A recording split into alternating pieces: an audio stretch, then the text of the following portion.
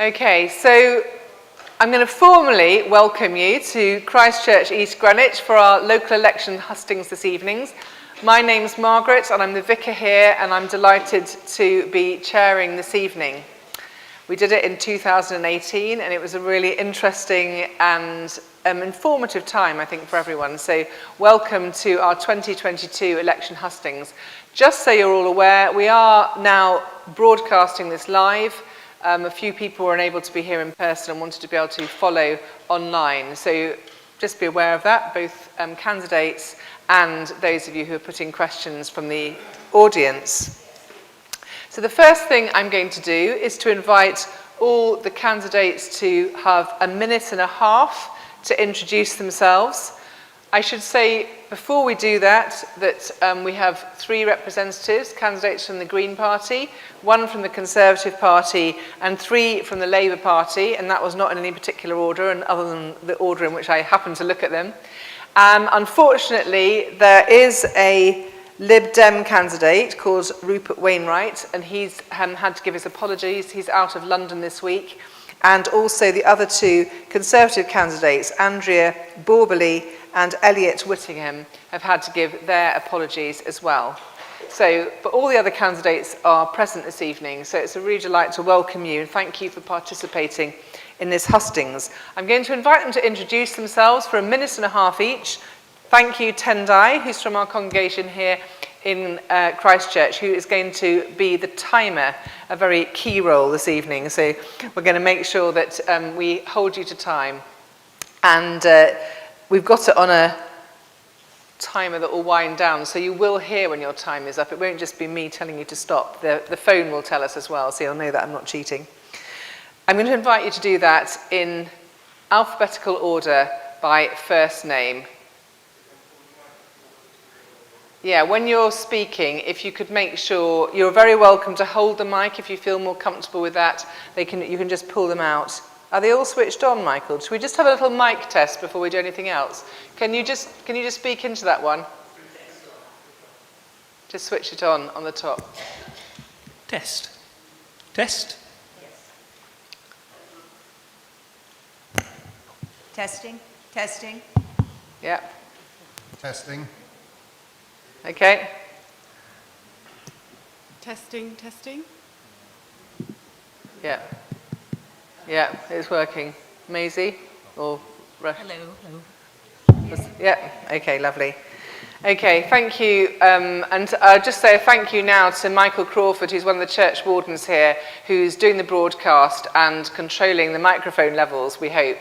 But do make sure that you speak into the mics, and you're very welcome to take them off, and particularly if you're standing up, it might be easier. So without further ado, Andrew. Good evening, and thank you all for coming, and also my thanks to the Reverend Cave for organising this evening's hustings. I'm Andrew Bell, I'm standing for the Conservative Party. I've lived in Greenwich for the last 17 and a half years. My 3 children were all born in the borough and all attend local schools. I've got to be honest, over the period of time that I've lived here, I've been pretty happy with how the council have performed. It's only recently that a couple of issues that have arisen that have made me consider standing in the elections and brought me here today. Apologies. Good? Okay. It's a couple of recent issues that have brought me here today to stand as a Conservative candidate. Those relate to the huge increases in congestion that have been caused by the introduction of the cycle highway on Trafalgar Road and the LTNs. And the second issue that's of concern to me is the proposal that Greenwich, Lewisham and Bexley be used as a trial test case for the decriminalisation of cannabis for the under 25s. That programme's been tried before in London and Lambeth with fairly disastrous outcomes, and I think that policy should be an all of London or none of London policy.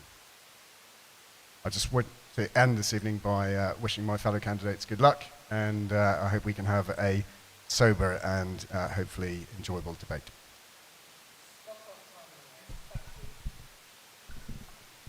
So next in alphabetical order by first name, Karen Turl from the Green Party.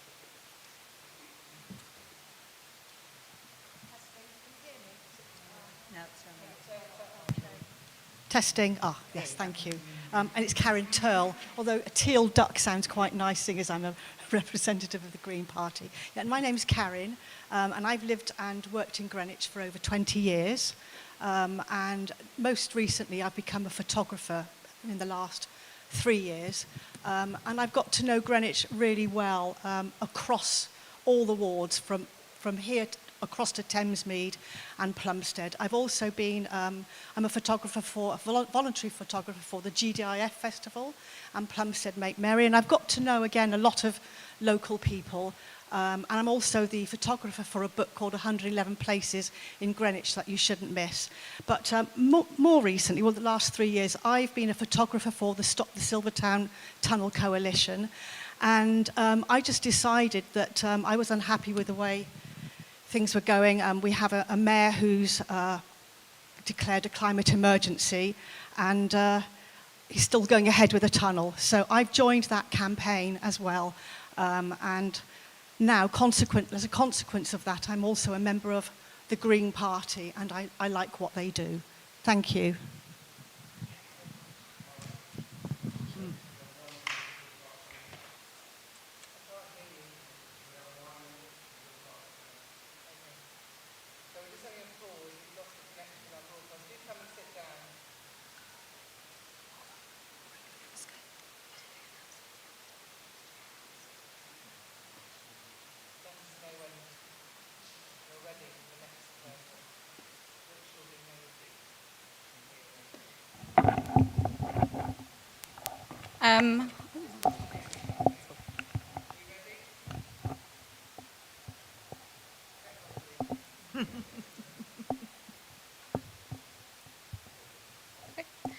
Hello, so good evening, and thank you for coming tonight. My name is Maisie Richards-Cotell, and I was born here in East Greenwich. I grew up here, and I still live here today.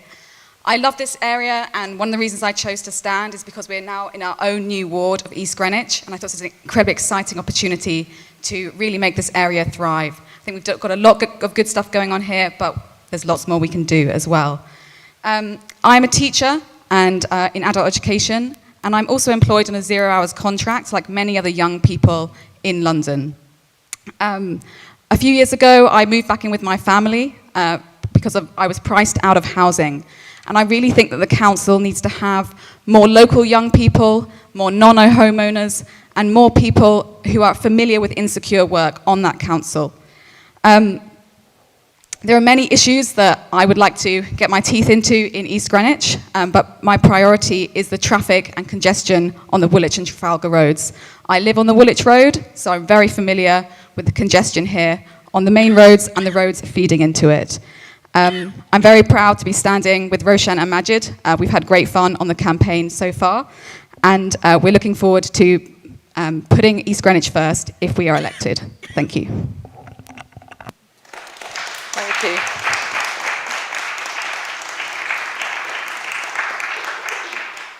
Thank you, Maisie. And next is Majid, also from the Labour Party.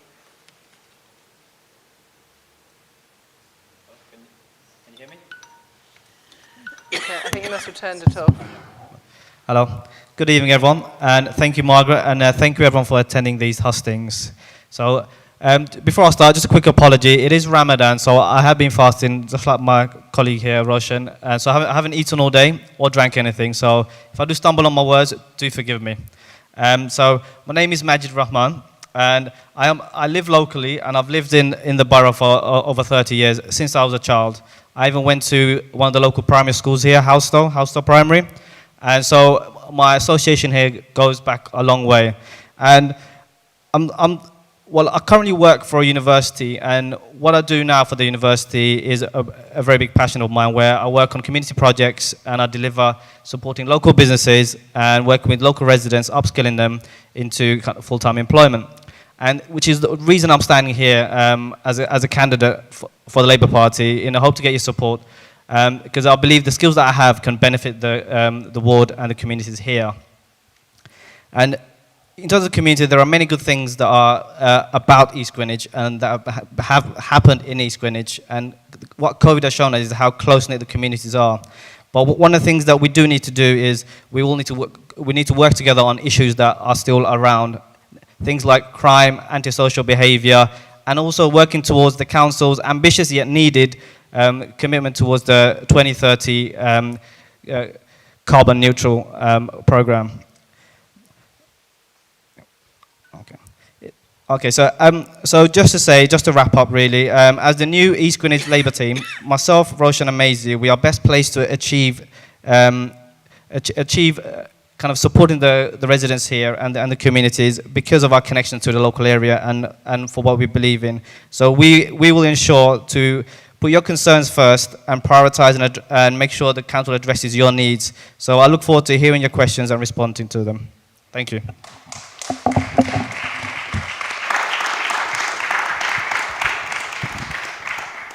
And now we've got Matt Brown from the Green Party.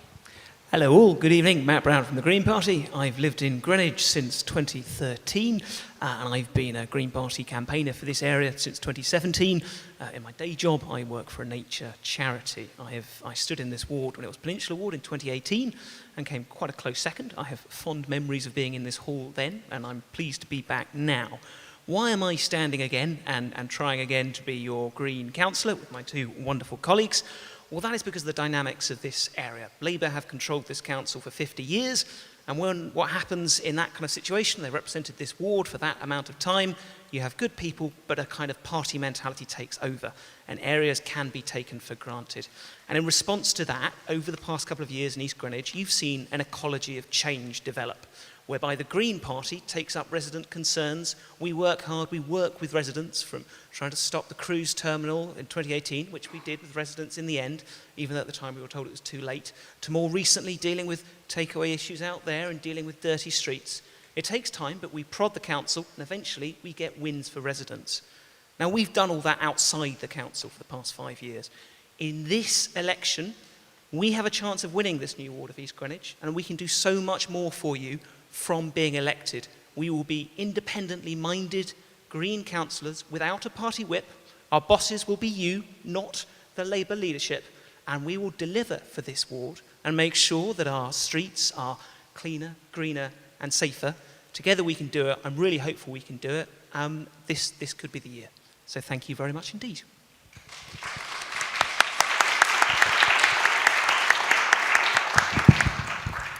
Roshan Hanan from the Labour Party. Thank you, Margaret, and thank you for everyone for attending today. My name is Roshan Hanan. I live a stone's throw away from this venue. My twin boys go to Meridian Primary School just down the road. I decided to stand as a candidate in these elections, first and foremost, because what happens in East Greenwich directly affects me and it directly affects my family.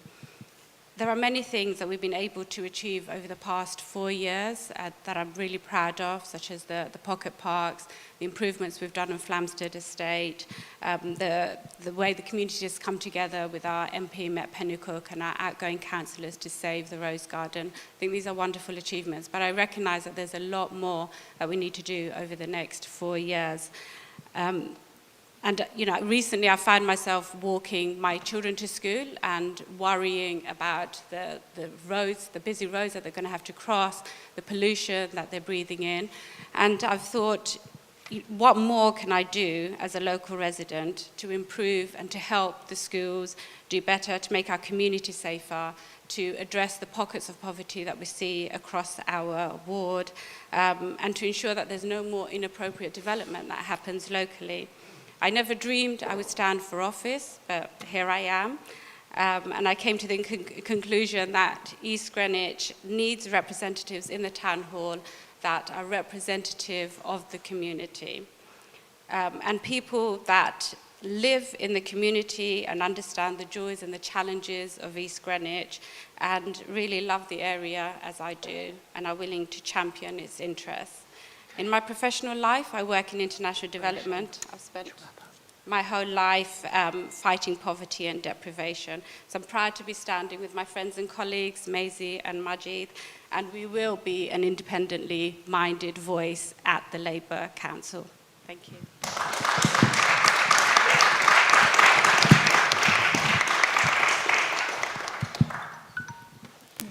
And Stacy from the Green Party. Hi, I'm Stacy Smith, standing for the Green Party with my two wonderful colleagues here. I have lived in Greenwich for 28 years and worked in the borough for 14 years, including 4 years right next door in the Forum. I'm the CEO of Her Center, which is a Greenwich-based women's advice and advocacy service. We're now based in Woolwich Dockyard.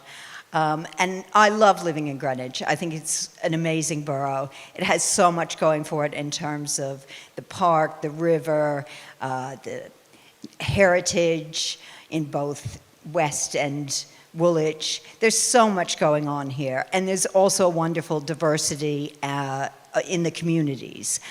I do hear, though, from the women I work with and from other partnerships that I have with many other local charities about main concerns that people have around not having enough money, expensive housing, and insecure jobs. And I think we need to do more and see Greenwich do more in this borough to address these problems.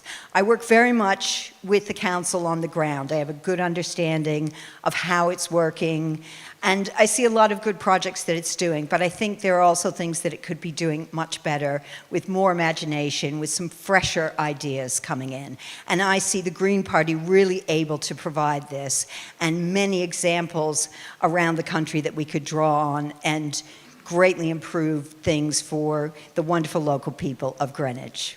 So thank you very much.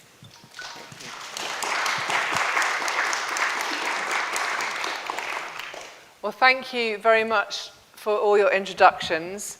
And sorry about the pause. I'm getting some questions, which is great. Thank you. I was hoping that was going to happen. These are the backups. Okay, lovely. Thank you. Okay. So we're going to have a few questions for about 19 minutes. And at 9 minutes past 8, we will have a pause because that's when the sun goes down, and we'll pause so that Roshan and Majid can break their fast and pray, and they're going to go into the church office to do that. And we'll just have an opportunity to pause, to collect ourselves, have a loo break, whatever you need to do. And so just to be aware that that's what we're going to do. Then we'll resume after 10 minutes and with further questions. So don't despair if you don't get your question in the first 9 minutes. And the other thing we're going to do is we're going to alternate who starts answering, and one person from each table is going to answer each question. And the candidates who've got, it puts Andrew on the point because he's got to answer them all. But on the other tables, they can choose the person who they think is best equipped to answer the question as they choose on their table. So, could I ask Victoria Rance to put your question? And I think, Victoria, you've been a previous candidate, haven't you? So please put your question first. I'm not here as a previous candidate, but as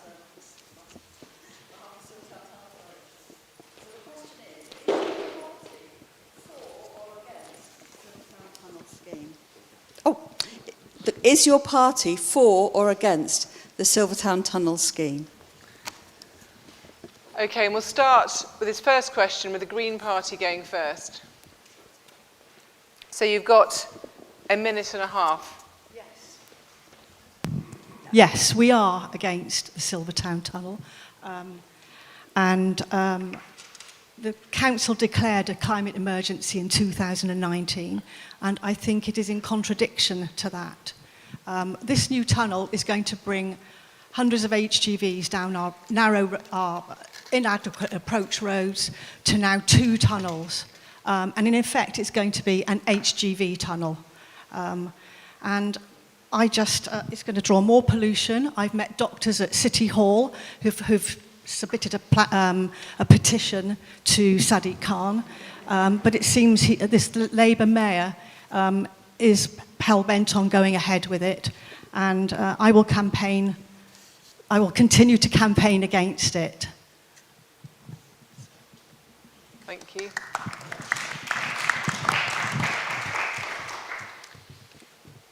Andrew?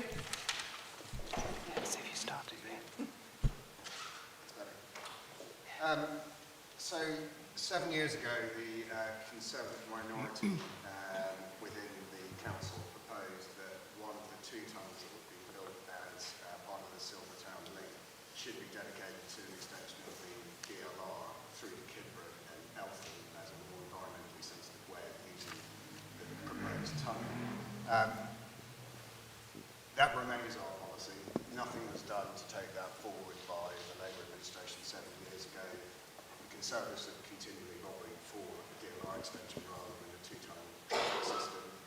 I use the Blackwall Tunnel all the time. The congestion is horrendous down there, and I don't see how having that as a traffic only tunnel will work. And I can see that the congestion will back up all the way down Blackwall Beach and make the congestion on Trafalgar Road even worse. So I think that it's an ill thought out plan.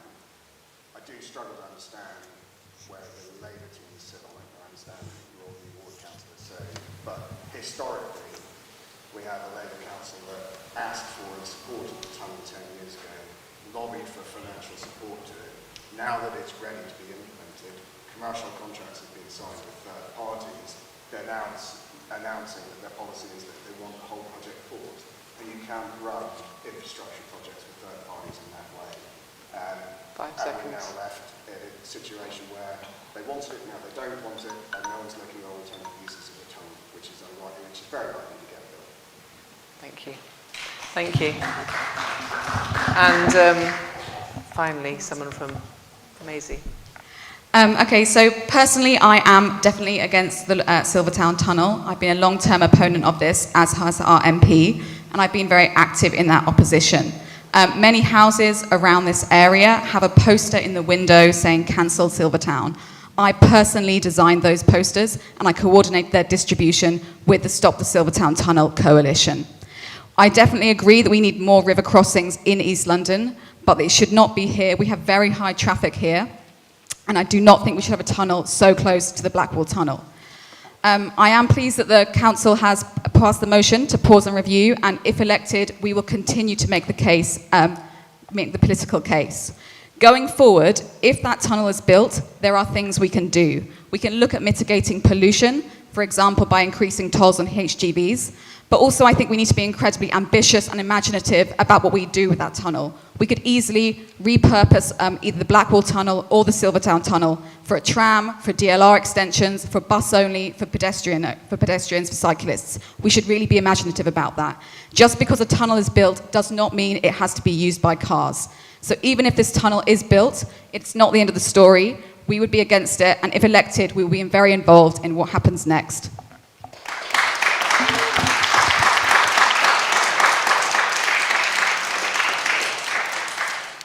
Thank you. I think we will have a follow-up question on that, which I'd like to invite Lucinda Tam to ask your follow-up question.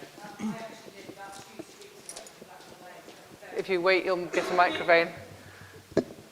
Thank you. I live about 2 streets away from Blackwall Lane, so I'm going to be very affected by the Silvertown Tunnel. My son goes to was at Millennium Primary School, so again, really on the doorstep of this. So my question is, if Silvertown can't be cancelled, what mitigating measures will you put in place, both during the construction of the tunnel and to combat the effects after it opens?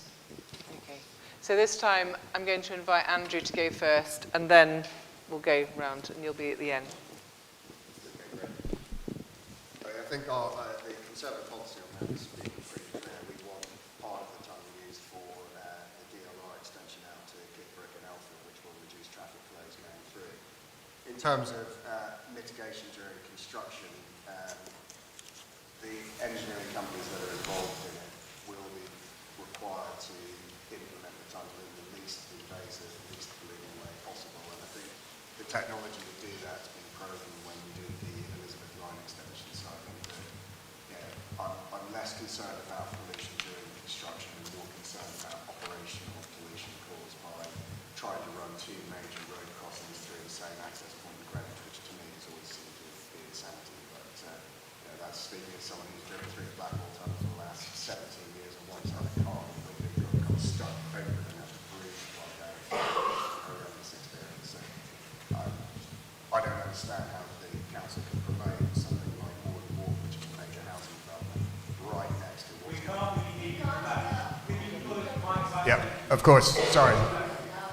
Sorry, just to recap, I was saying I don't understand how the council can be promoting huge intensity, high intensity housing developments at Ward and Wharf right next to what is about to become the most polluted part of Greenwich. I think we do need to think very seriously about what long-term uses of the tunnel are and try and find a more environmentally sensitive way of using it.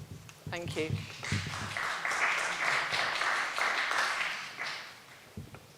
And you. Yes, sorry.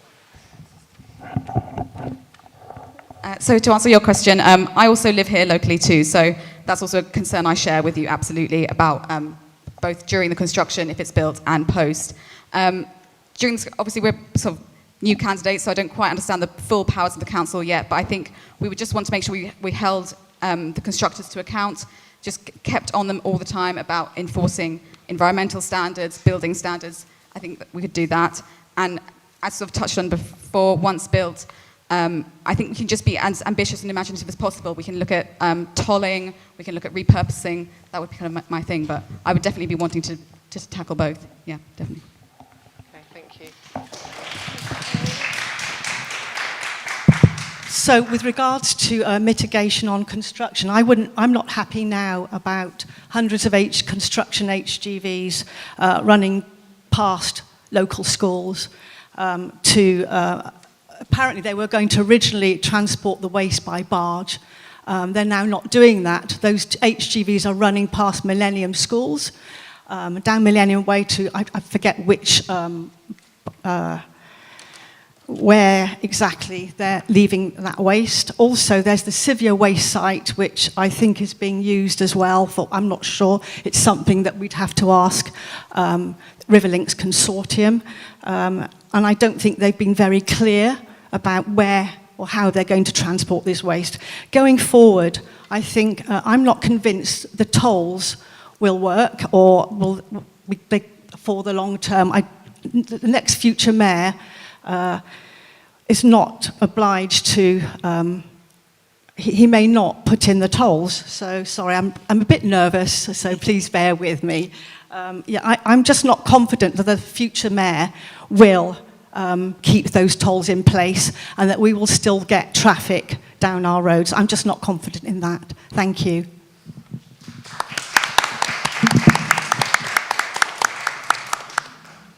Thank you very much.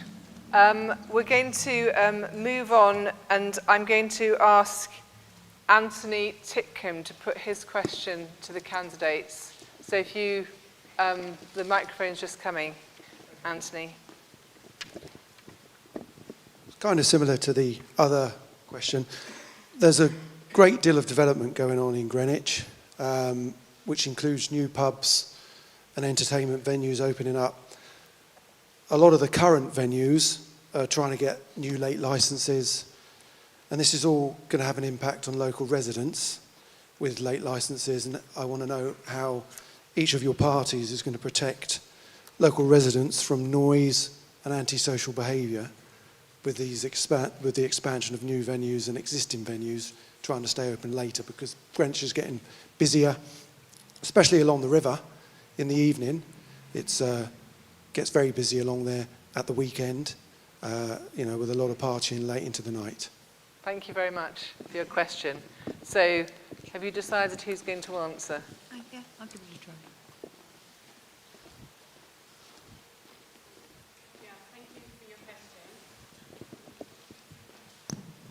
Thank you for your question. I think the thing that's important in this is what the rules are in the area and whether our businesses are actually following those and how we enforce those rules. So we've been working quite closely with the police, but of course the police the numbers within our borough have gone down. We're looking at how we can bring those back up again and fund our police force and our community police force appropriately so that they can actually enforce the rules that we have in place with the venues. I know there's been lots of kind of issues with pubs and late opening and noise, particularly around, I think, Trafalgar Tavern and other areas. And I think that's that's partly to do with enforcement and the police. And I think also councillors have a really important role to play in developing those relationships with the businesses and making sure that they're visible with the businesses and let them know that they're there to monitor and to raise awareness of what's going on, but also just to talk with the business owners and make sure that they understand the feeling within the community and recognise their role and their responsibility as a responsible business within the community. So I think it's about building those relationships, not just with the residents, but also with the business owners, to make sure that they understand where the residents are coming from and are able to respond to that and are held accountable to it. Thank you.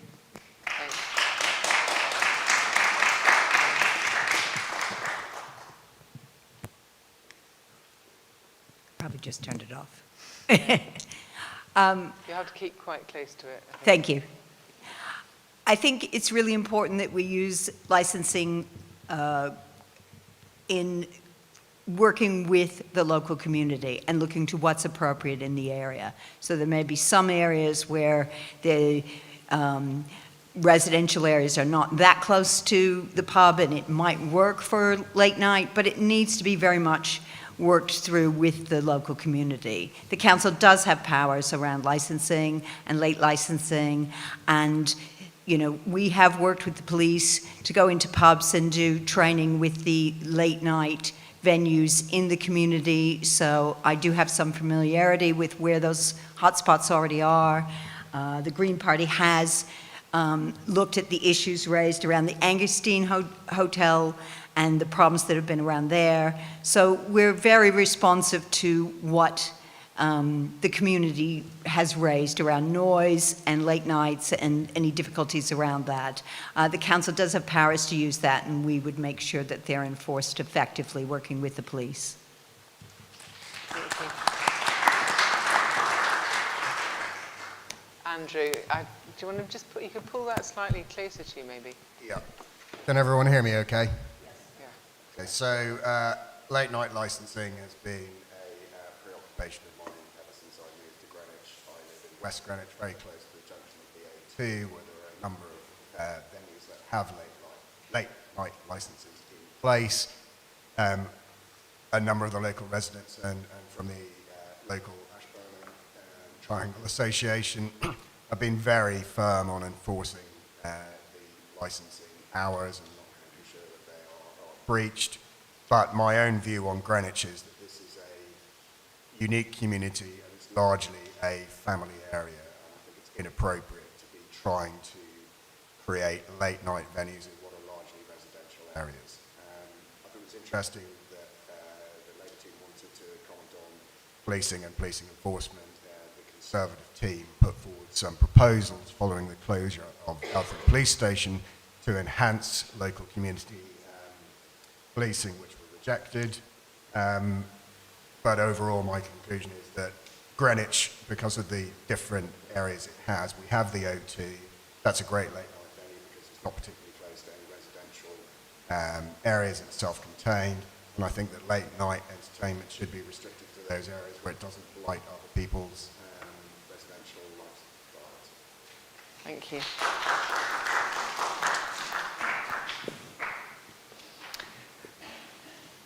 Thank you. Now we've got to 6 minutes past 8, so we don't really have a time to have another question addressed by all the candidates before it's 9 minutes past 8. So I'm going to suggest that we draw to a close now, and it is customary to break your fast with a date. So we have, since our little chat in the office, managed to get some so that everyone may break their fast or not, because most of us have probably been eating all day. But everyone can share a date, and you're very welcome. Our church warden at the back will let you into our office to eat and to pray. If anyone has thought of some more questions, this is your chance to get one of those forms from Patrick and to put in any questions that have come to mind so far, and we will resume again at about 20 past 8, so in about 11 or 12 minutes. To take up our next questions. So we'll come round and offer you all a date as well. Thank you.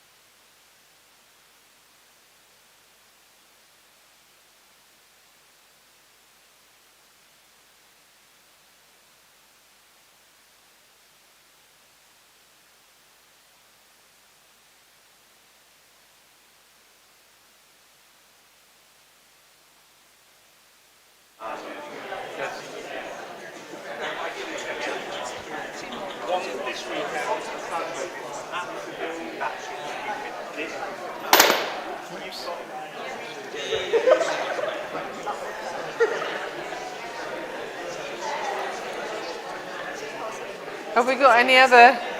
It's time to go.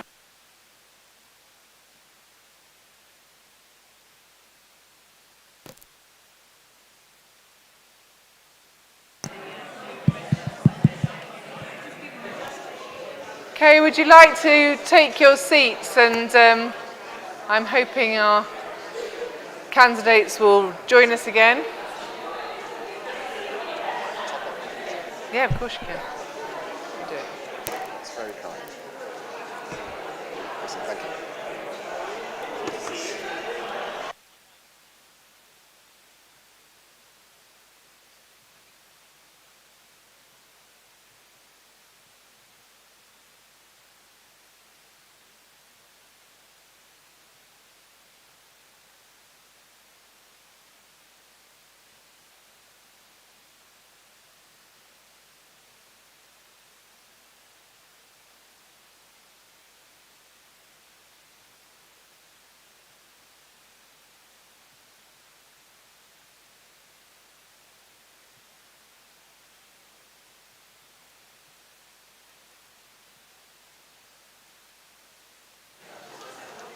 Michael, can you make sure the church offices get locked when it's empty and that the door at the back gets shut? That'd be great, thank you.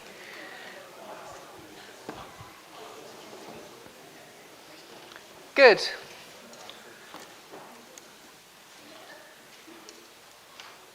So, we're all back. Can I ask John Holmes to put his question? And Michael will come with the microphone, John.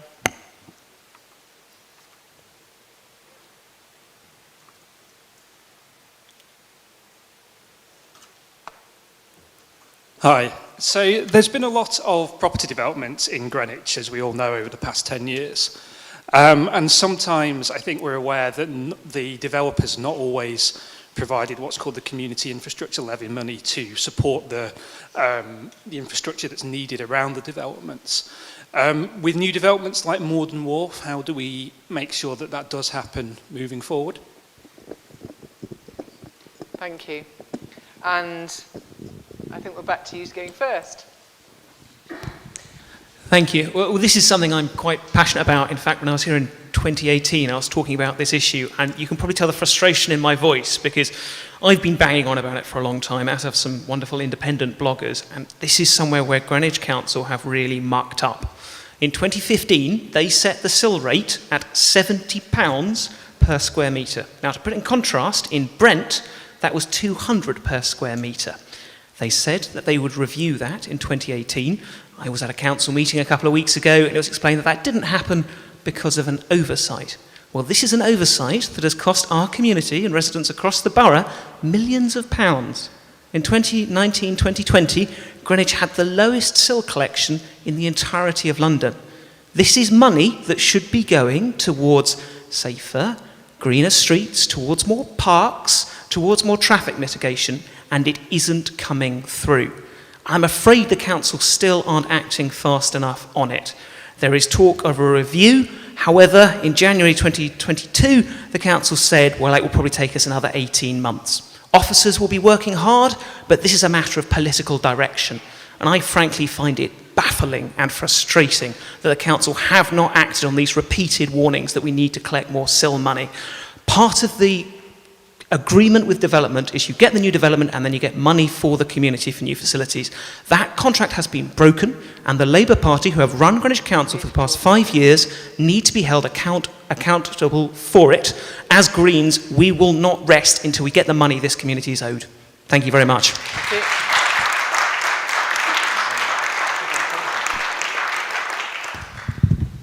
The first sort of observation on development is that I think that there has been too much development in Greenwich, and I think that we've got a unique location in Greenwich where we sort of sit at the edge of the city, but we're also close to the working area districts of the city of. We're close to the working districts in the city of London, and we're close to Canary Wharf. The whole world's changed its work patterns at the moment, but we've stripped out every viable office block in the centre of Greenwich and allowed it to be converted into residential housing. And as the world moves forward, there's no way of of trading that back. Now, Lewisham retains some of its office blocks. It's now got a very vibrant Regis in the town centre. But in turning to SIL, I think SIL is one issue, that is the levy that funds certain council activities. Where I think the mistakes have been made is in social housing calculations and how much social housing comes out of private development. There is an entire industry in London that's set up to game that system. I speak with experience, having worked in the development field as a solicitor for 20 years. I think the council need to get more focused on making sure that they get the maximum out of the developers who make plenty of money, even though they can present records pre-development to show that they're not. So there needs to be a focus on that. SIL, I think, needs to be spent more thoughtfully. I think that there are better community facilities that can be provided with SIL payments rather than communal art, etc. And I agree with my colleagues of the Green Party that the SIL payment of £70 per square metre for what is an incredibly valuable development space is far too low.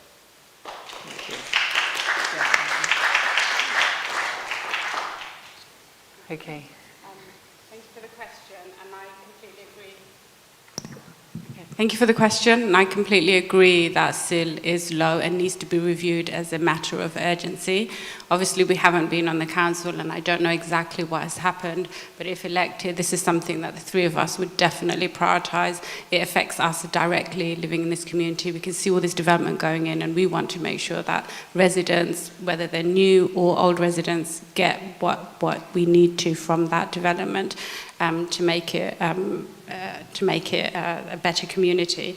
I think there has been a lot of stuff that we've done well with SIL in the past, and the council has been very good at saving that money as it comes in and putting it into some great big developments like St Mary Magdalene School and building that, like the Crossrail station in Woolwich, which also benefits us because it takes congestion off the Jubilee line. There's a community development fund that our local community-based organisations can apply to, and we've supported lots of organisations through that fund. So I think there's a lot we're doing. I think there's more we can do, and in that area I think we can increase transparency of the SIL and how it's used. So look at where the developments are happening, how much SIL is coming from that specific development, and let everybody have a transparent way of showing where money from specific developments like Morden Wharf would be going to, so that everybody can see what's happening.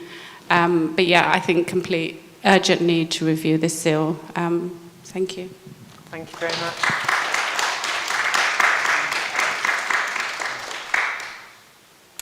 much. Following on from talking about SIL money, could Marcia Kincaid put her question? Thank you, Marcia.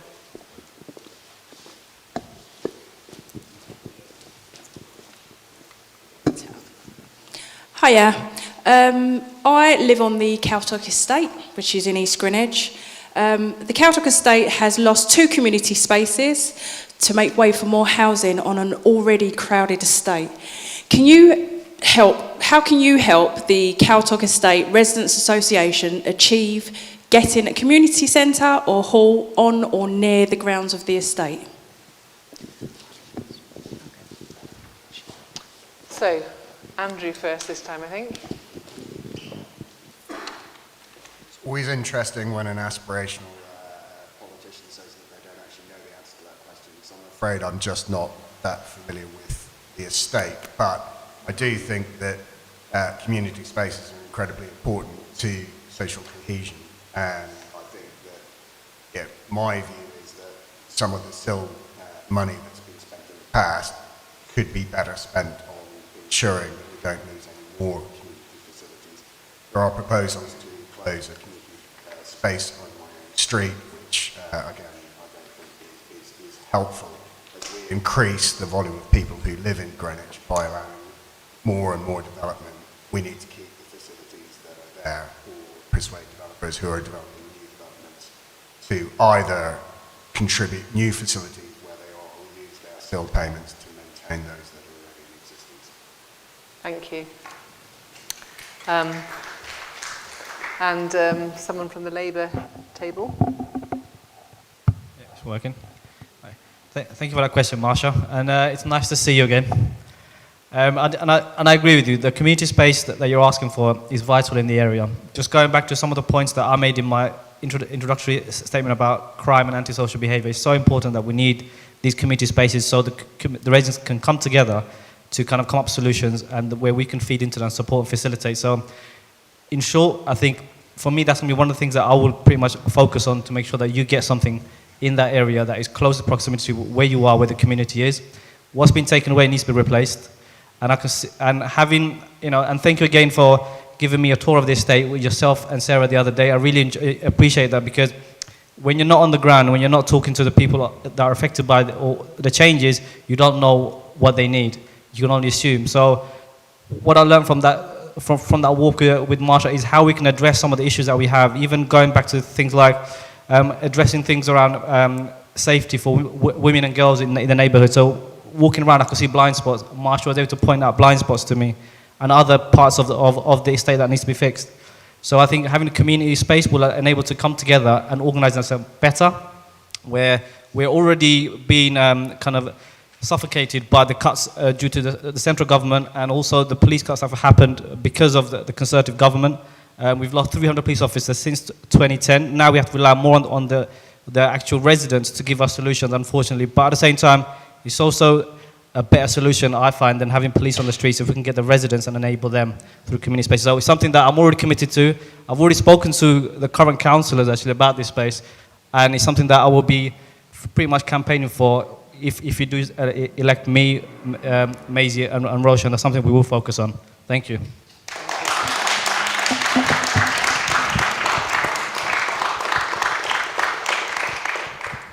Thank you. Well, this is a direct consequence that you lost that hall because of the complacency that I was talking about. It is frankly shocking that it was allowed to happen. It's the consequence of complacency, but also mistakes in how SIL is allocated. So my Labour colleagues mentioned the neighbourhood fund. That could be set at 25% of the SIL across the area. Our council have set it at 15%. So that is money that is meant to be going back to our community. And because of a Labour council decision, it is less than it should be. These things have consequences, and the delay in getting a new hall is one of them. I say delay because I'm confident, and here I will pay tribute to my colleagues. I'm sure they share our priority to get that hall back. That will be our number one priority if elected. It has been great getting to know the Residents' Association over the past 6 months. I know Stacy and Karen have been there an awful lot. We've been there doing community litter picking, and Karen has been very assiduous whenever there's any litter, reporting it to the council, and hard-working officers come and pick it up. But it takes a bit of time. We need real focus there. We need to get this hall. If you get SIL right, developers can deliver whole new community halls, really good infrastructure. Let's go further than that. One of the great things about that estate is there's green space. Let's see if we can get a community orchard going forward. So there's actually some nice food and even better places to relax in that area. It's a really, thanks to the Residents' Association, there's so much energy there. And if we get these policy decisions right, which the Labour Council have been getting wrong for the past 5-10 years, we can make a bit of a difference. And let's make it one of the nicest estates to live in East Greenwich. We'll get that community hall for you. We won't rest till we get it. Thank you.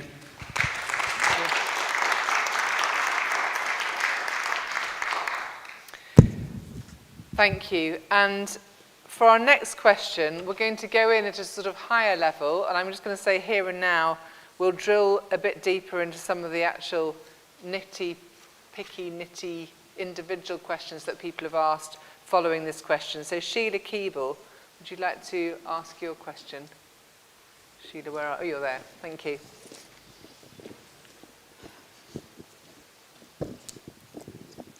Thank you.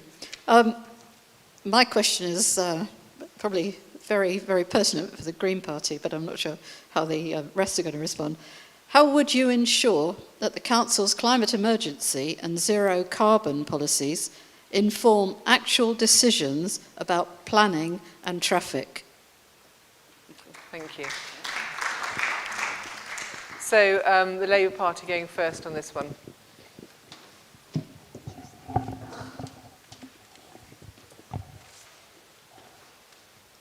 Thank you for your question. We're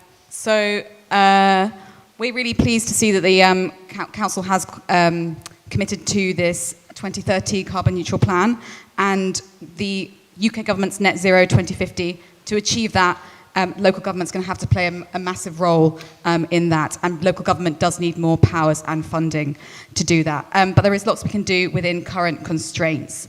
To come on to, if you want to do things like the target the council set to reduce car use by 45%, we're going to need a car management strategy for that, and that's going to be what we're going to be pushing for. Should I go into traffic? I'll go to traffic. If you... Yeah. Okay. To go on to traffic, I hope we're going to hear some more questions about traffic, particularly. But I live on this road. I live on the Woolwich Road, and the traffic is just really, really bad for all of us living here day in, day out. It's not confined to Greenwich. It's sort of a wider London problem, and there is a role for TfL as well to take action with that, on sort of serious action on red routes and probably road pricing in the future.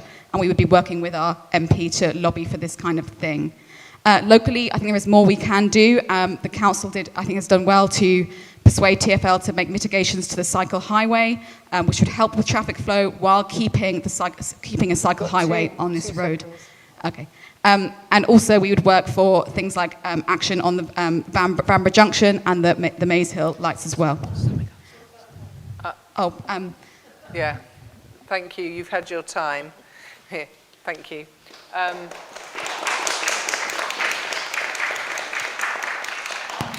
Can you hear me? That's better.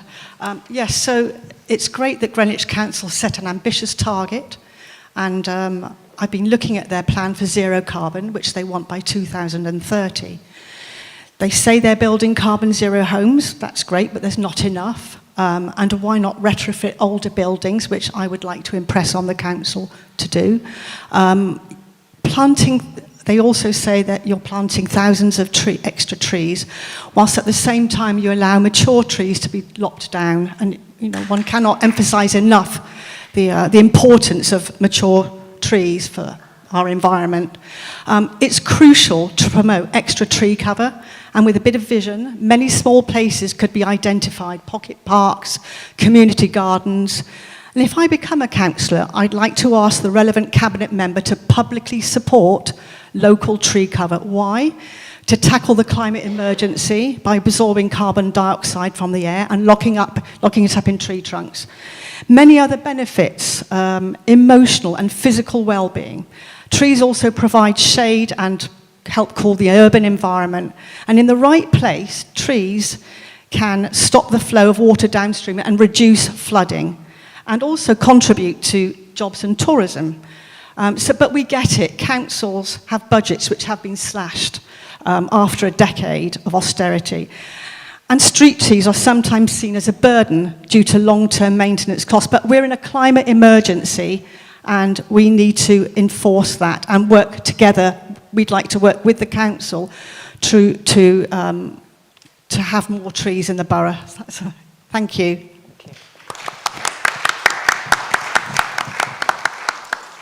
I'm just going to get this a bit closer to make it easier for you. Is that better? That's very kind. Thank you. So I think the question was, how can you use the planning regime to support the target of 2030? I think to start off with, I think you need to understand what that's going to cost. I know that the Conservative team at the moment are pushing for more transparency and proper granular costing of what achieving that target's going to cost. The number I've been told is approximately 1.6 billion, which is clearly beyond the capabilities of the council acting in isolation. So I think to start with, you need to understand the scale of the problem and what it's going to cost before you can start putting some solutions in place. But in terms of how you use the planning regime to do that, that is a mixture of planning obligations to use lower carbon building technologies. There are several of those coming on stream this year, next year, which will radically reduce upfront carbon in the construction process. There's all state-backed, central government-backed programs. I know that Greenwich Council is unusual. It is now starting to take forward quite a lot of its own developments, such as the Kid Brick scheme. I think incorporating those technologies in will go some way towards achieving that target. And I think other things are we building too much in the local borough? I think Morden Water is a very controversial development. That now is owned by the largest real estate company in the country, and they've got a planning permission, which I think they wouldn't have got if they'd applied for it in their own name. Thank you. Thank you. So we drilled down into a couple of more specific questions around the traffic and traffic planning and public transport, etc. There's a question from someone who's actually now had to leave, but goes into this, so I'm going to read it on behalf of Louise Bloor. Will candidates press TfL to reroute the poorly designed bike lane along Trafalgar Road, allowing this busy stopping street to function more? Can't quite see what it says actually. What do you think that says? Livably. I'm not sure if that's a word actually, but anyway. So you get the general drift of the question though. So I think we're back to the Green Party starting with that one. That seems appropriate, it's cycle lanes. So, first of all, Greens, we are in principle in favour of cycle lanes. We have listened to some of the resident views that have said there are some concerns with some of the routing of this cycle lane. We're not doctrinaire about these things. So what have we done? We've engaged with Greenwich cyclists, we've talked to residents, and I think it's really a bit of a tale of two halves, the cycle lane. Along a lot of the stretch from the Angerstein roundabout up to the Blackwall Lane junction, it works very well. It makes it a lot safer for cyclists along Woolwich Road. We have to remember a cyclist was killed only a few years ago. We'd maybe suggest that the wands that are currently there would be replaced by a cement barrier to make it a little bit clearer for pedestrians, but it works well. At Blackwall Lane, it's a bit confusing for, as the questioner suggests, for pedestrians, it's a bit confusing for cars, and it's confusing for cyclists. It's not ideal for them. Now, TfL have agreed to some changes there, which will be taking place over the next month. We want to see how that could work. If it really doesn't work, and residents still say to us there's an issue along that bit of Trafalgar Road, we are very open to engaging with EGRA about possible rerouting options along the quiet way that EGRA have identified a couple of years ago. So we will look at that. But the red line for us is that whatever happens, provision for cyclists must be the same as it is now, even if it is not the same route. It must be just as safe. And I would just say on that point, if we are going to deal with the climate emergency and meet this traffic reduction target, we have to support safer cycling. I read the Labour Greenwich Manifesto this afternoon. It's amazing. There's not one mention of the word cycling in it. How are you going to meet that target without doing cycle policy? Cosmic ordering, like Noel Edmonds, perhaps. But yes, so in answer to the question, we will listen to residents, we are supportive of the cycle lane, but we're open to possible tweaks. Thank you.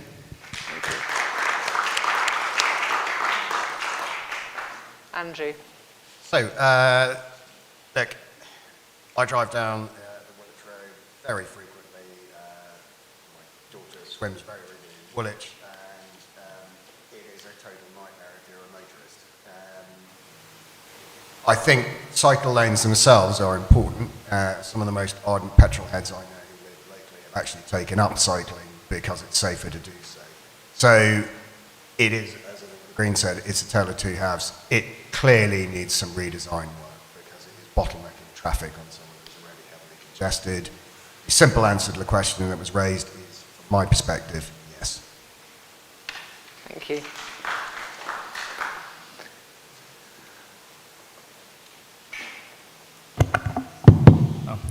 Thank you again for the question.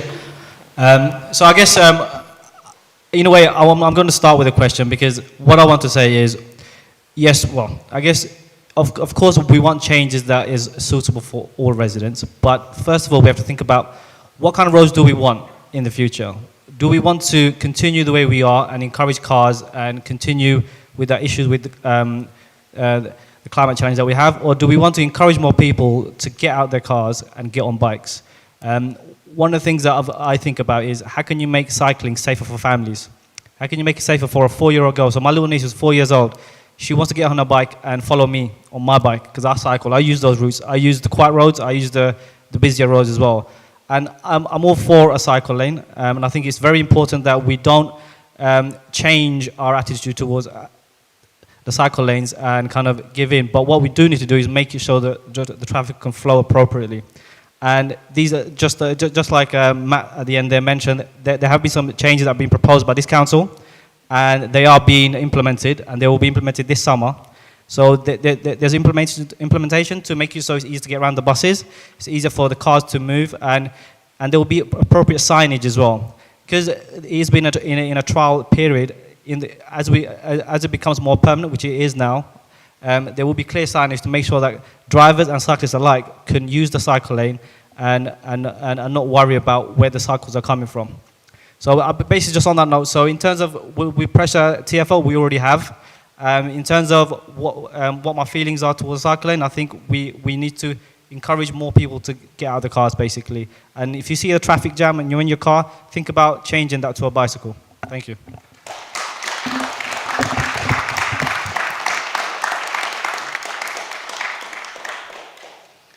You can all let me know privately afterwards how I'm supposed to, as the vicar, receive coffins in the church. That cycle lane was put in without any consultation with the church. When couples arrive to get married, the bride, we have to block the road for coffins and brides. It's not great. You can tell me about that later. John Shaw, would you like to put your question, please? Okay, I don't mind. Hi, yeah, thank you. As a resident of Earlswood Street across the way, the closing of Walnut Tree Lane has caused a great more difficulty for locals, and there was no consultation about that whatsoever. It is these days effectively not possible to drive home from the south of Greenwich without being taken onto the highly congested Trafalgar Road. Why? Okay, so Andrew, you're first.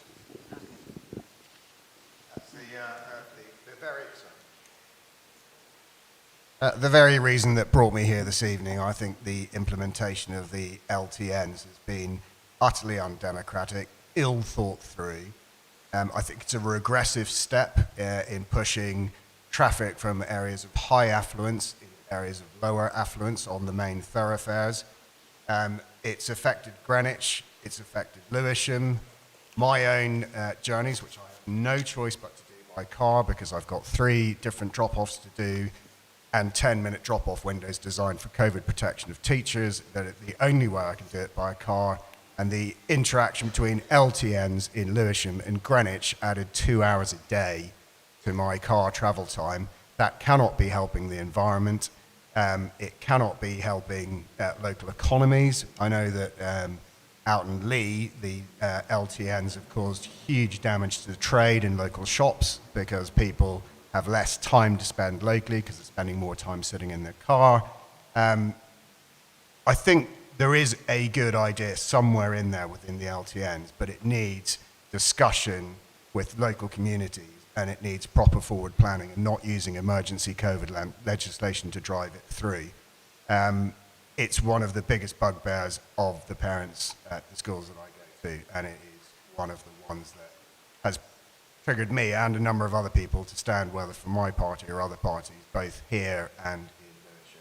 I don't think that the people that imposed it have any idea how much rage that policy has caused.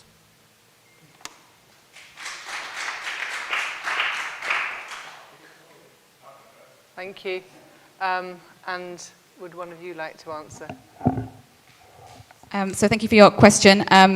I agree. I think the LTNs, the implementation of the LTNs and the lack of consultation with residents of the LTNs has just been a complete mess. And we've seen that across the whole northwest of the borough. And I think another thing the LTNs showed is you really can't deal with this whole area bit by bit. We're going to have to look at the whole thing together because you block off one road and it has a complete knock-on effect in other areas.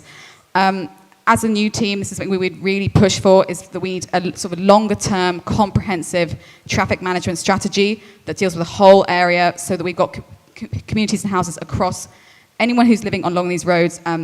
It makes it more of a pleasant place to be. You're on Walnut Tree Road, I'm on Woolwich Road, and it's just been really atrocious. And over the last 18 months, the traffic has severely increased around this whole area, particularly at the junctions there. So yeah, I totally agree with you, and we would be absolutely pushing for that as well.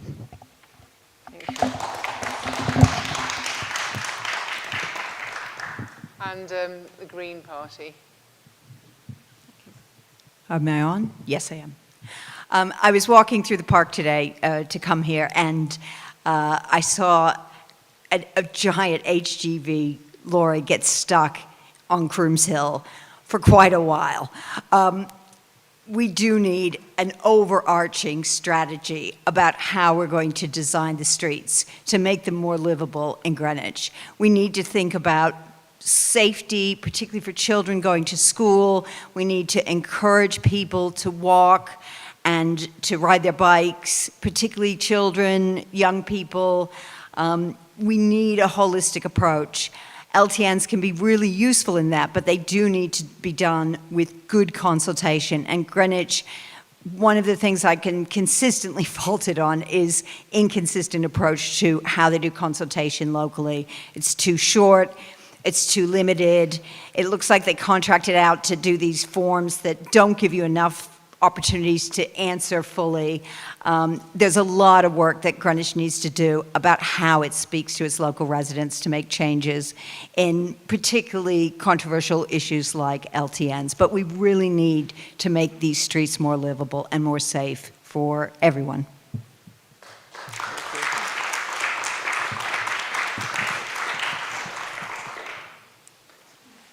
And Will Cookson, would you like to put your question, please? I'm sure you can all hear me. I hear Tyler Street bus stop is likely to reopen after yet more roadworks. And the real issue here is the amount of roadworks along here. Keep changing it all the time, blocking the stuff even more. Why take out Tyler Street and then put it back when actually we don't really need another bus stop? Right. Okay. It's your turn to go first, Greens. Well, I'd have to say we're probably always in favour of more bus stops where possible. It goes back to the original point: how are we going to deal with the climate emergency unless we actually have more buses and more cycling? And just to talk a little bit more, I think there's quite a lot of consensus here that the way the consultations have done have not been great. What is the better way forward? So what we have proposed, Karen, Stacey and I, across the ward is a traffic reduction strategy. Traffic reduction and safety, because that's also very important. Setting out how exactly this target of 45% reduction in car use is going to be met by 2030 in this area. At the moment, I'm not hearing many practical measures from Labour on this. Labour have talked about a transport strategy across the borough. Again, that's been delayed and delayed and delayed. We need a holistic approach, which takes, it's a horrible political word, but it is a useful one here, an emphasis on the strategic part of the strategy, looking at how action in one street impacts another. And we think it can be done. There are other parts of London, Homerton, for example, whereby using a really ambitious traffic reduction strategy, it's got traffic and air pollution down by 40% over the past couple of years. We can do it here as well with a bit of ambition.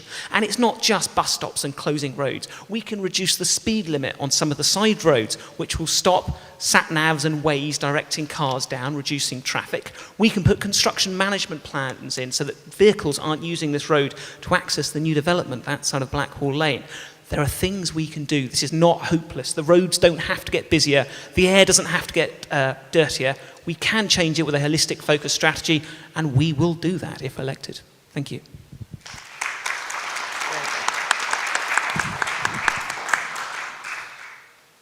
So, back on the topic of traffic and roadworks. I mean, what a couple of years we've had during COVID with the LTNs rushed in at short notice, temporary works to widen pavements in the centre of Greenwich. It's just caused chaos, and I don't understand why the council can't take a more planned and measured approach to it. And I think that the general reason for that is that LTNs have been under consideration, but it became an opportunity to use COVID specialist spending to rush them in, and rushing them in has just caused chaos. And that's why you've got roadworks digging things up, putting them back in, changing it, tweaking it. I mean, it's just not the way to run the streets policy. And I'm not against cycle lanes, I'm not against the principle of LTNs, as long as there's some thought put in and you get the decision right at the first place, where you're not constantly tweaking or changing things because you've congested the traffic for hours and hours a day. Okay. And Labour.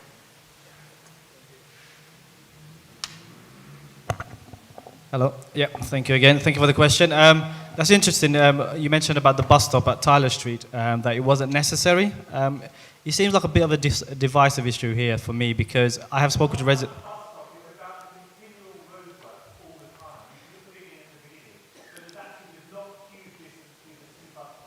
Yeah. Yeah. Yeah. Well, yeah, because I think, yes, I agree with you. Like, the roadworks aren't very helpful, but I know that the bus was initially closed and it's actually been reopened based on feedback from the residents, and that's actually part of the cycle route adjustment.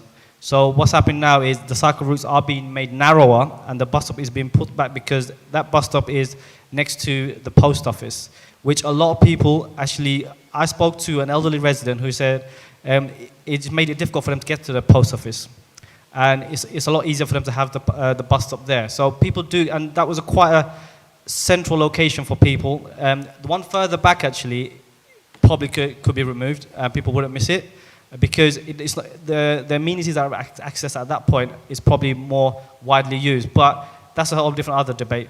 But I agree with you, these road traffics aren't helpful, but when changes need to be made, if we made a change and if it needs to be adjusted to make it more accessible for the residents who are less able, we need to do that as well. And these changes to the cycling will hopefully make it a lot more amicable for the residents.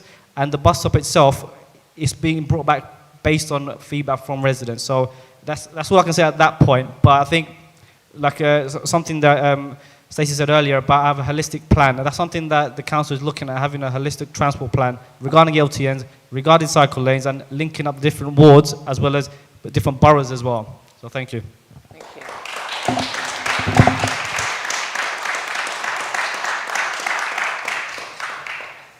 Okay, our final question is going to be slightly different. So I'd like Alex Economou to put his question or her question. You are a male, Alex. Please give your question. Thank you.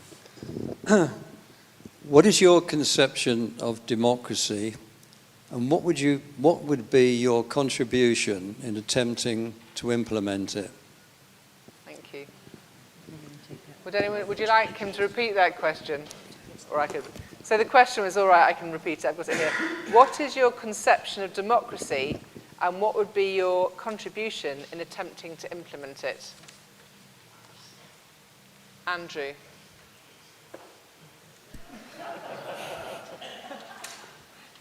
Okay, look, I think democracy is all about accountability. That's going to be an interesting one for the Conservative candidate to deal with this evening, but that is my personal view, that democracy is about accountability and being transparent and that's my personal view. How would I help deliver that if I was elected? I'll be open, transparent and clear about not only the decisions I've made, but why I've made those decisions and what factors I've taken into account in reaching those decisions.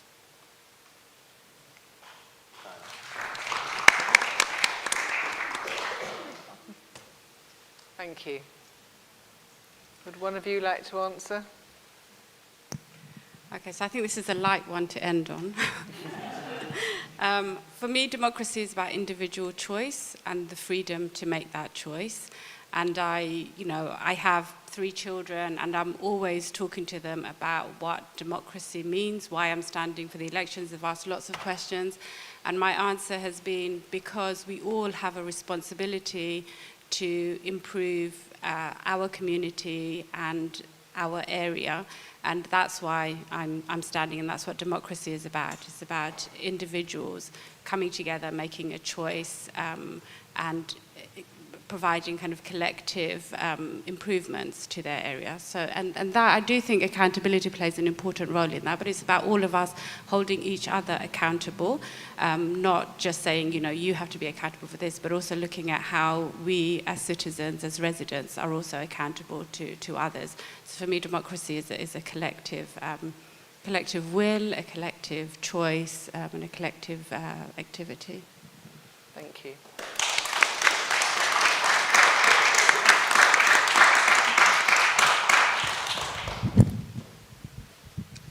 Well, I think there's a very good metric for judging democracy, which is the amount of time that those who make decisions spend talking to the people who experience the consequences of those decisions. It's a very simple metric, and this won't surprise you to hear that in Greenwich we haven't been doing too well on that. So the last major consultation programme that the Council embarked on, Ask Greenwich, last met in November 2020. That was an opportunity for people to speak to cabinet members. It hasn't happened since then, online or not. Other boroughs do it a lot better. I think we can do it better as well. Over in Southwark, you have the Empowering Communities programme, which has 6 council-led meetings in every ward every year with officers, which then feed in to how particular local funds can be spent in that area, perhaps still in an ideal world. Why can't we do it here? And again, there's a note of frustration in my voice because I was talking about this in 2018 as well, and not much has happened. There are other things we can do. I would love to see Greenwich Council move to a cabinet model, a committee model rather than a cabinet model, which it has at the moment. So that devolves power amongst different parties and different individuals, and it means for a much more democratic form of engagement.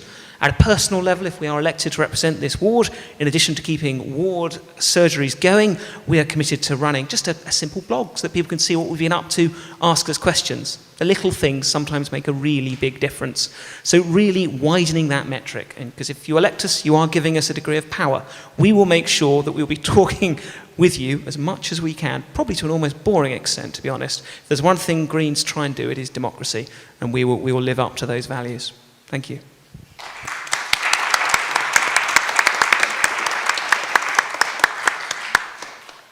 Well, thank you very much to all of you for putting your questions, and thank you to all of you for answering them in different ways.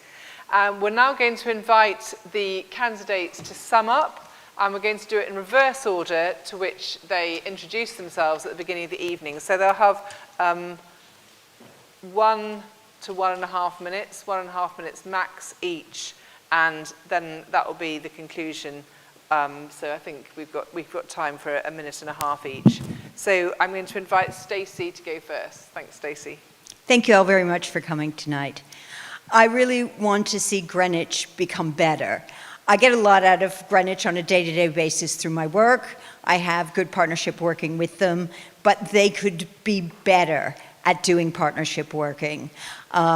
In my role, working with Clockhouse, where we're based, we developed a community hub, which has now become the model that the council has copied and is about to open here in the Forum and at 2 other locations in the borough, where we have advice from citizens' advice, Greenwich Housing Rights, and Lewisham Refugee and Migrant Network. So people are getting the advice they need. But really that should be done by the voluntary sector and not directly by Greenwich, because it can put people off coming under that statutory namesake, as we have learned running it. So there's things that we could do to bring, more out of the limited budgets that are out there. Bring more money in by good partnership working between the council and many of its local partners. The other thing I'd really like to see improved is social housing. I worked for years in social housing. I know all the foibles of housing associations. We need to get more housing. We've lost over 1,700 units of social housing and are only planning to build 170 council houses. We need to address this. Thank you.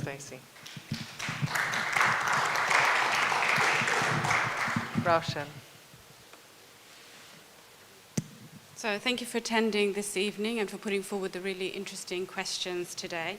I very much hope to continue this conversation with you in the coming days and weeks. So I'm standing to represent Greenwich because as a local resident, what happens here affects me, my family, my neighbours. Have you got your microphone on? Sorry. Yep. Yeah. Okay. So I'm standing in East Greenwich because what happens here in this ward directly affects me, my family, and my neighbours. So if you put your trust in me, Maisie, and Majid on the 5th of May, you'll be electing a new independent-minded Labour team that will work faithfully to represent your interests and will put our ward first. And we think that we can work very closely with our Labour MP, Matt Pennycook, to influence the decisions that the council makes to make sure that those decisions are the right ones for our ward and for us.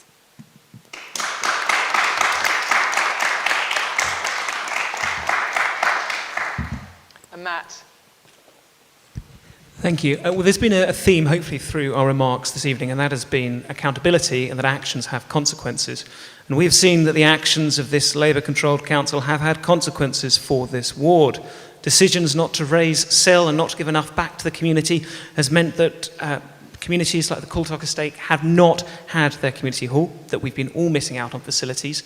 I'm afraid traffic, Labour bears some of the responsibility there. You've had application after application approved in this area, which has had too many parking spaces. The amount of cars owned in Greenwich Borough have gone up by 9% over the past 10 years. This is not inevitable. This is a consequence of a council decision. And I'm afraid Silvertown Tunnel, Labour has accountability for that. It could have been stopped in 2018 when other neighbouring councils said no to Steep Khan. He would have listened then. It's come too late and it's too little what Labour have done, and there is accountability there. Now, exercising accountability, this election is your chance to do it, to say to Labour, no, this is not good enough. But there's a positive side as well here in East Greenwich. As I hope you've seen, we will be independent-minded. We're not subject to a party whip. My Labour colleagues are great, but the moment they get in charge, they are going to be sucked into the Labour machine like other council candidates have been. I stood in this hall in 2018. 2 of the 3 Labour candidates then said that they would oppose the Silvertown Tunnel because of the whip. They did not a year later. Not the councillor there, I'll say that for the record. This happens. We can be an independent, fresh voice. You've heard some of our ideas, from community orchards to increasing tree cover to more social housing. We will deliver it for you. You've got the chance. We can win here. We want to deliver for you. We can deliver a greener, better community to live in. Thank you very much.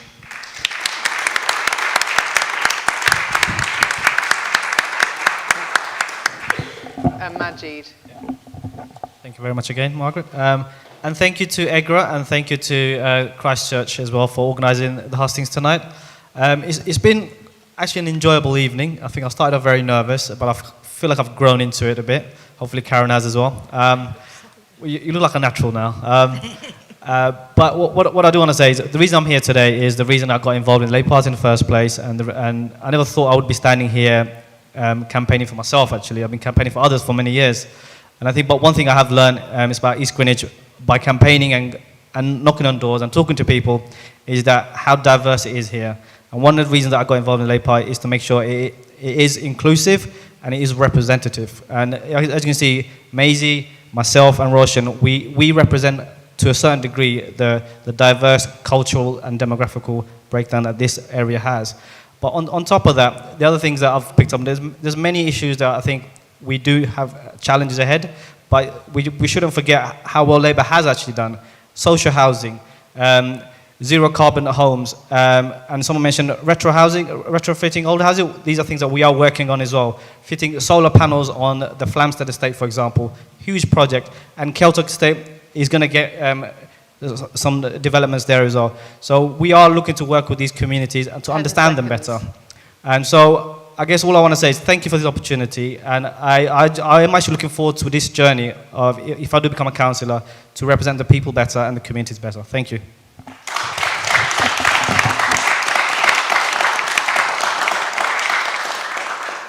Maisie. Great. Okay, thank you very much to EGRA and Christchurch, and thank you to everyone for coming. It's been great to hear the questions. I think party politics aside, there's very broad consensus here about what the challenge is that we're facing in this ward, and still also tons of ideas about what we can do about that.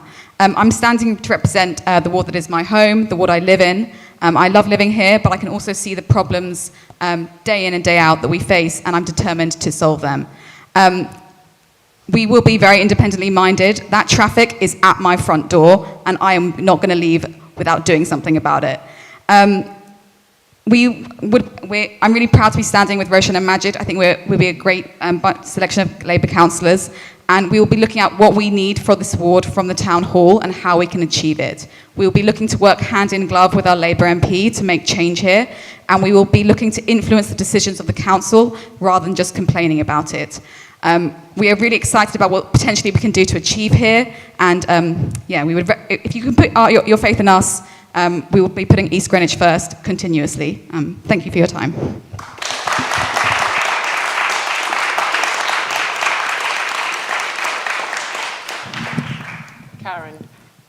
Can you hear me? I'm a bit less nervous now. To be honest, I believe we do need Greens on the council.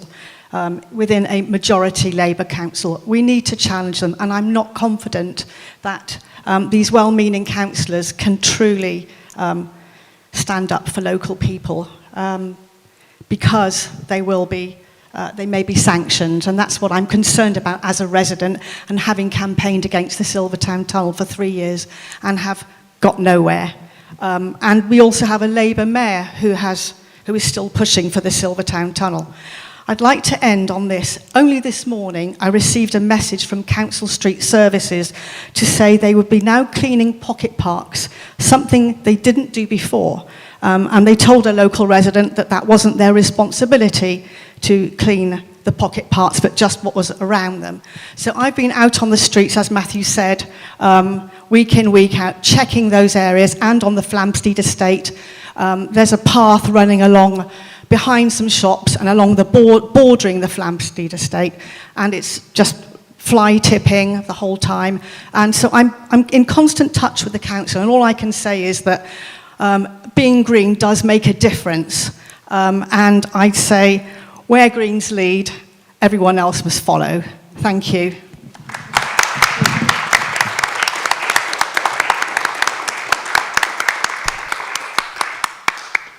And Andrew. Moving to Greenwich 17 and a half years ago is one of the best decisions I've ever made. It's a fantastic place to live. I also said in my introductory comments that I think there's a lot of things that the Greenwich Council, Labour-run Greenwich Council, have got right. And I think that there are two exemplars of excellent, high-quality urban redevelopment in Kidbrooke and down at Woolwich Arsenal. Not so much on the Tesco bit development, but that's an architectural choice of my own. The reason I'm standing is I want to preserve that high-quality environment that we live in. I think traffic has been a huge problem. I think everyone here tonight who's standing for election agrees with that, and it's good to see some consensus on that. No one tonight, apart from me, has talked about the proposals for Greenwich, Lewis and Bexley to be used by Sadiq Khan as a test case for the legalisation of, or decriminalisation of the possession of cannabis by the under-25s. That project was tried in Lambeth 20 years ago. That's one of the reasons I moved here, because it was a total and utter disaster. It brought drug dealing from cannabis right the way through to more hard drugs from other surrounding boroughs reliant on the decriminalised status of it. I think we've all read about the county lines. I think it's the wrong project to introduce on a test case basis. I think it's all of London or none of London, and that's principally why I'm standing. I think councils also need plurality of thought, and a good council needs a good, strong opposition. Thank you.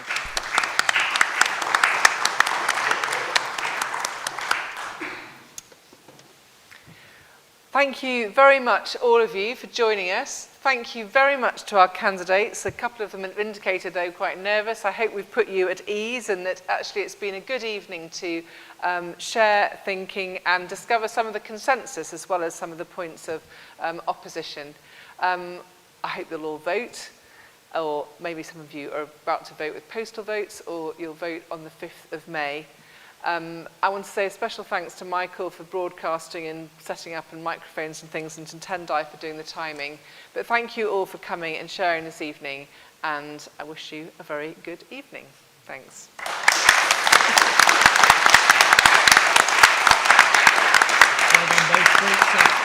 Really good closing statement. Thank you very much indeed. Very good end.